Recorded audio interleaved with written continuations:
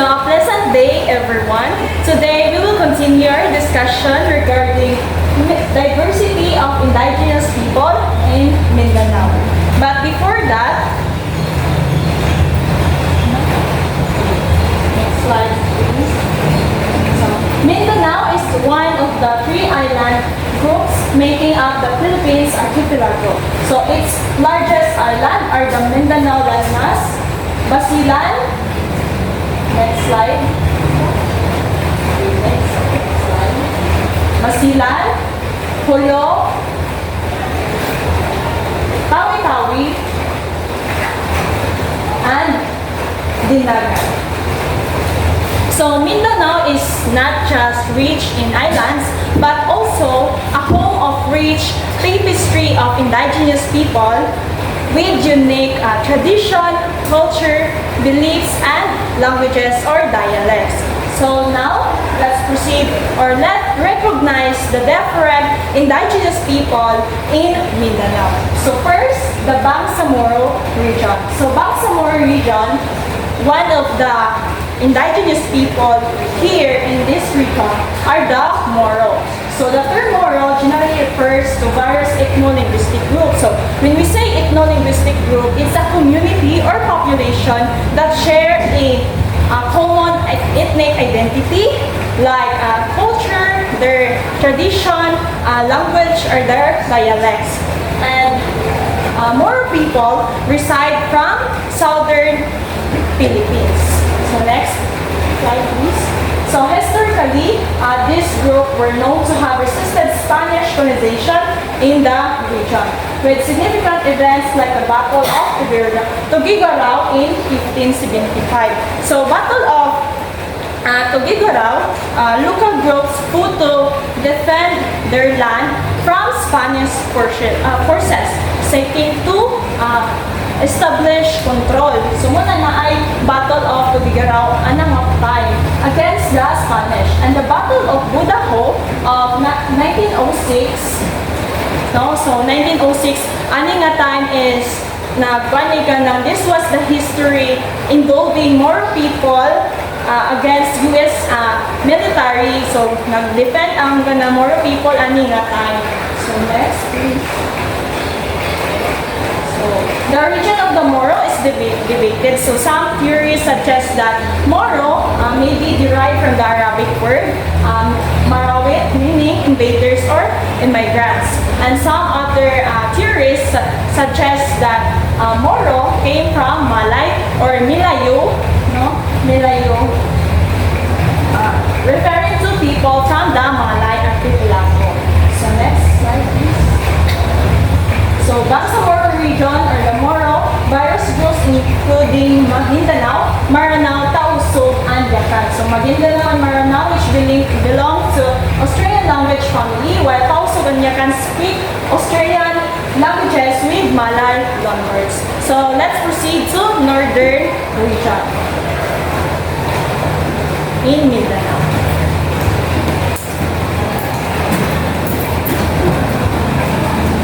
So the next is the Bukidnon.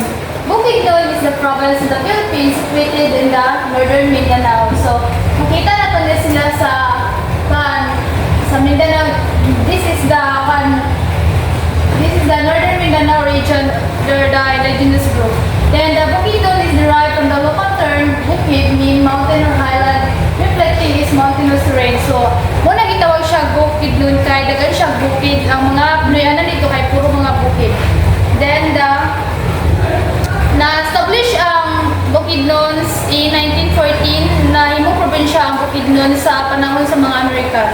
Then it can link to the indigenous Bukidnon and Talaandig people. Muna siya ang mga namuyo sa Bukidnon.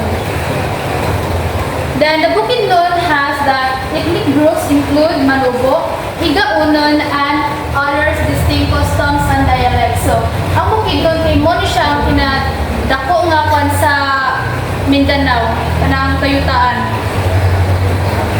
Then the Higaunon. Higaunon is the indigenous ethnic groups primarily found in the northern Mindanao region. So makita natin sila sa Bukidnon and the Misamis Oriental. Then the Higaunon kay kanang traced back in the pre-colonial times and including the Spanish colonizers in the 16th century. Ang mga higaunon kay nagtuo sila o kanabitaw ang nature kuno kay na ay mga spirits. So na sila rituals nga buhaton para sa sign siya nga nagkahiusa ang ilang community.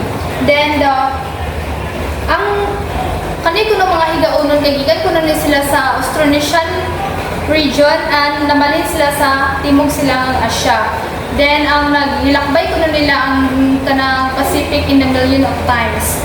Then their culture is rich and with harmony with nature. Proud sila sa ilang culture kay na sila their own music, dance, and rituals.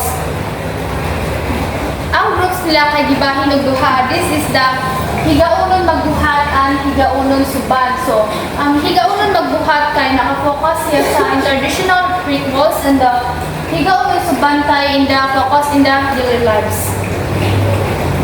Then, next is the Talaandig. Talaandig is it is also found in the northern Mindanao, in the Bukidnon, and makita ni sila sa mga sa Bukidnon, Mindanao din. The Talaandig is derived from the word Tala means star and Andig means to rise up. Muna siyang connection between the star and the universe. Then the Talaandig are kanang piling sila o kanang maghimog kanang mga jewelry, mga bamboo flute, and kanang mga blouses, mga manahiay ni sila. Then ilang pang inabuhi dito kay kanang mga pangangaso and magsasaka. Then ang Talaandig kay na sila ay kanang gitawag ni siya sa mga National Commission of Indigenous People hangtod karon.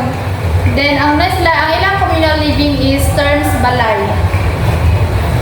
Then let's proceed in the Davao region.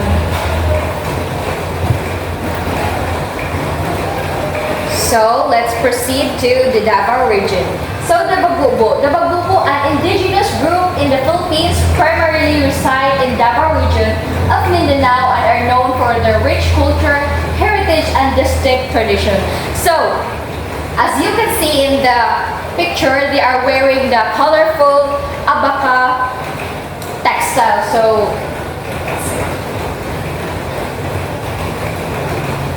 their history traces back to pre-colonial times with significant developments occurring during the Spanish colonial period, 1565 to 1898, when resistance to colonization was notable. In 1903, the American colonial government established the first official Bagbubo settlement. So, there are various classifications of Bagbubo. First is the Bilaan. And then the second one is the Manubo. The third one is the Kilata. And then the Mandaya. The Mandaya are the indigenous group primarily found in the eastern coastal regions of the Philippines, particularly in Davao Oriental Province.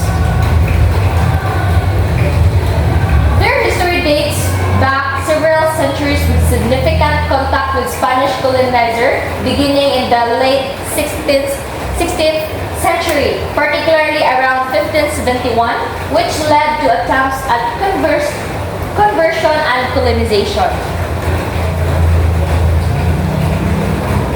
So, the Mandaya are known for their rich cultural heritage encompassing a variety of traditional practices and crafts.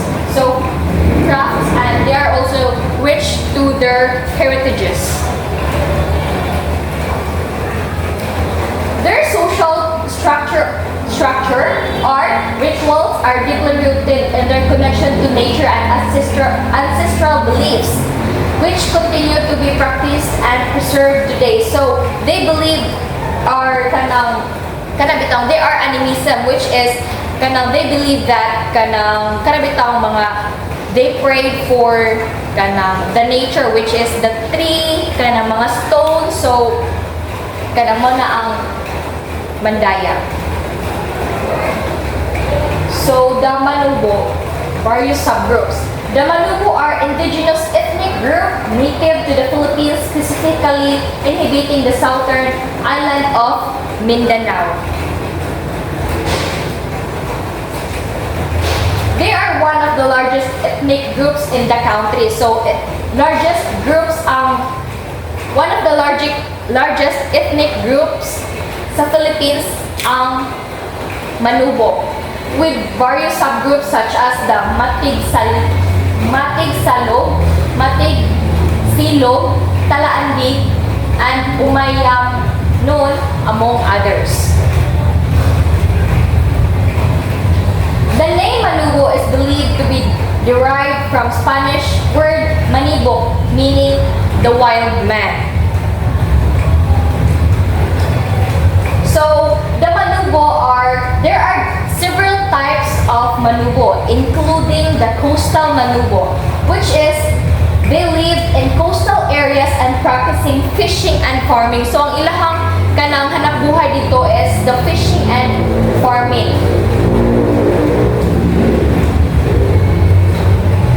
And then the second one is the mountain Manubo. It is inhabiting the mountainous regions and engaging in subsistence farming and hunting. So, mo ni ang mga Manubo nga nagpuyo sa mountainous areas, which is ang ilahang hanap buhay dito is the farming and the hunting. And the third one is the riverine Manubo, residing along rivers and practicing agriculture and fishing. So, ang kanisang na type of Manubo is they are kanang living along rivers. So, ang ilang panginabuhi dito is the agriculture and the fishing.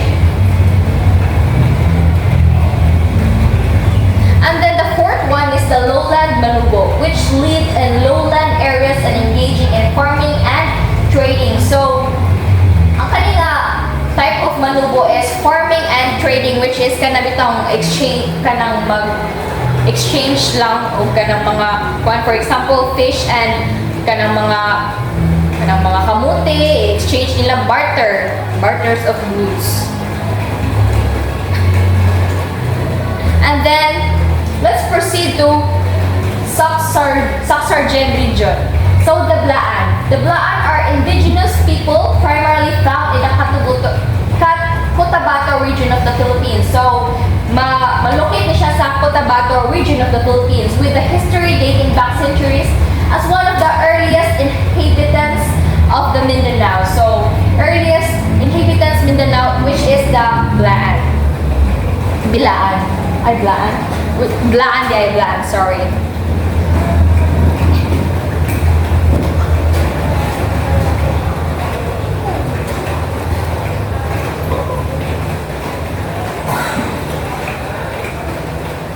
So, next is the Tibuli. Tibuli is an indigenous group from the Philippines, found in South Cotabato province. They have a rich cultural history dates back to centuries. So, Tibuli is product colonization and evolved through interaction with various ethnic groups and colonial influences. So, in the year of 1565, so wala pa niabot ang mga Kastila sa Pilipinas na jud ang Tibuli. Then the Tibuli they have a vibrant oral tradition, intricate in woven textile craftsmanship with a unique belief system centered on animism and ancestral spirits. Muna sila ay ilang mga ginama ng mga higgling boat wood, the Tibuli headdresses, and the Madal Taho courtship dance. Muna ilang culture. Then the Tibuli have their kanang sikat nga ilang cloth is the tinalak cloth.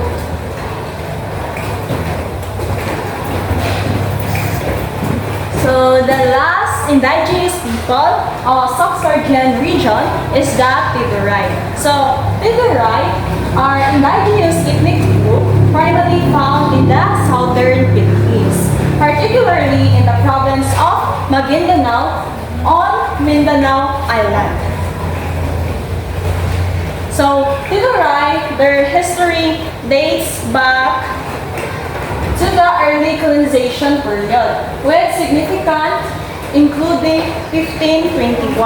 So, ang Tiduray, ilahang history begins during the early period of colonization, particularly in 1521. So when the Spanish arrival, this event was significant because the foreign influenced the Tiduray or the indigenous people. Pag-abot sa Spanish na colonizer is na-influensyahan sila sa foreign, no? Kay since abot na ang Spanish adto nga time, and then cause a disruption to their traditional way of life. Next is Tiduray. People are known for their distinct cultural practices, including their animistic beliefs. So when we say animistic beliefs is nituo sila sa mga natural features, na mag-worship sila or mag-grieving sila sa trees, sa mountains, sa river, or even animals.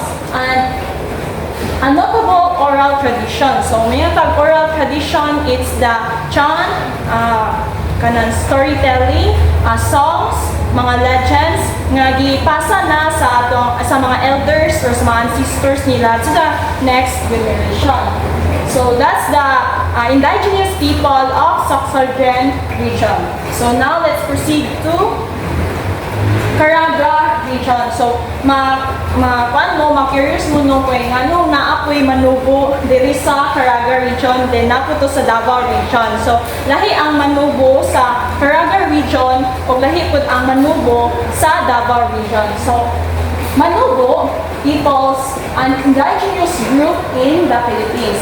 So primarily inhabit the region of Mindanao with a significant presence in the provinces of Bukidnon, Agusan del Sur, and Davao del Norte. So naagyahapoy ka ng kaparehas no sa Davao region since ang Manubo is naagyahapoy ka ng presence gikan pud sa atong region. And then Manubo. So the term Manobo encompasses various subgroups including the Higaynon, Higa-Unon, Palaandig, and Napig Salong, each with distinct language and cultural practices. So nasa kalailahing mga dialects and cultural practices. So theories regarding their origin suggest that they are the descendants of the early migrators and later waves of Australian migrants with historical references dating back to Spanish colonial period in the 16th century when they first encountered colonizers. So Manobo, significant dates include the establishment of the National Policy on Indigenous Peoples' Rights Act in 1997. So what's the National Policy for Indigenous People? It's the Indigenous People Rights Act in 1997. So mga kanto siya Republic Act 8371. So which aim kaning national policy for indigenous peoples which aim to recognize and protect their cultural heritage.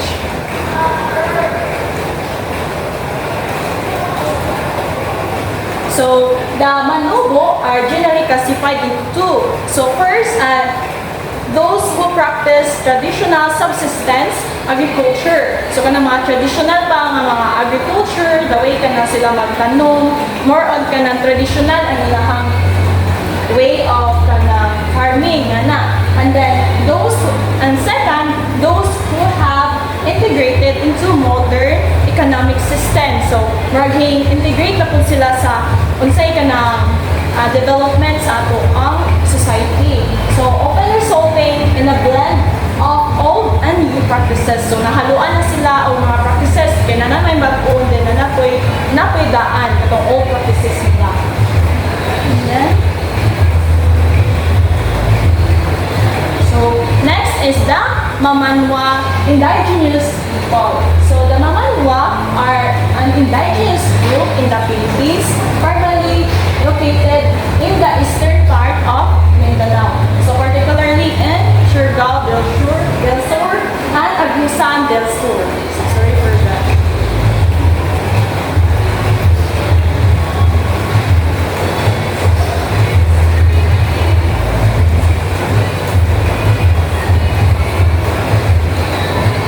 So their history dates back to pre-colonial times with significant recognition during the U.S. colonial period. In the early 90s, when they were cataloged as one of the tribes of the Philippines.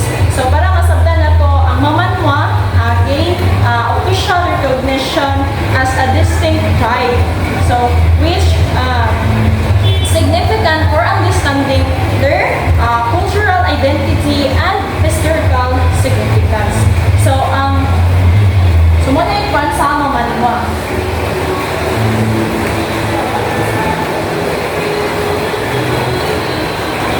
Next is, the Mamanwa are generally classified into specific subgroups which may vary by dialect, customs, and territory, encompassing both generic and specific classifications such as the cultural practices and language spoken by each subgroup. So that's the Mamanwa indigenous people.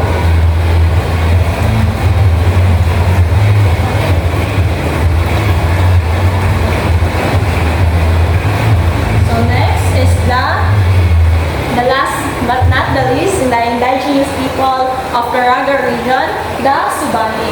So the Subani peoples are an indigenous group primarily residing in the Zamboanga Peninsula of the Philippines.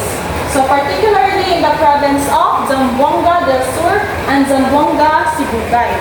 So Subani, where they have their own history and culture. And during Spanish colonization, it brought in significant challenges such as new governance, religion, and cultural influences. And then, pag-abot sa US military or US colonizer, sorry. So, is they are also affected in terms of territory and culture, introducing new policies, influences, and possibly challenges to their traditions. So Subani theories about their origin suggest that they may have migrated from the Malay Archipelago, which influences from neighboring tribes, particularly the Tausug and Maguindanao. So the Subani are often categorized as a generic type of indigenous group. So generic type, parehusad sa Mamanwa, na generic group ito, and then with specific cultural traits like their unique language, traditional practices, and a strong connection to nature. So that's the diversity of Subanin indigenous group. So overall, the indigenous people in Mindanao play a crucial role in preserving the region's cultural identity or cultural diversity, environmental sustainability, and traditional knowledge. So embracing their identity and rights. So not only honors their legacy, but also benefits the broader Filipino society, embracing or enriching cultural diversity and sustainable coexistence. So that's the overall, or that's all the chapter 3, diversity of indigenous people in Mindanao. Thank you.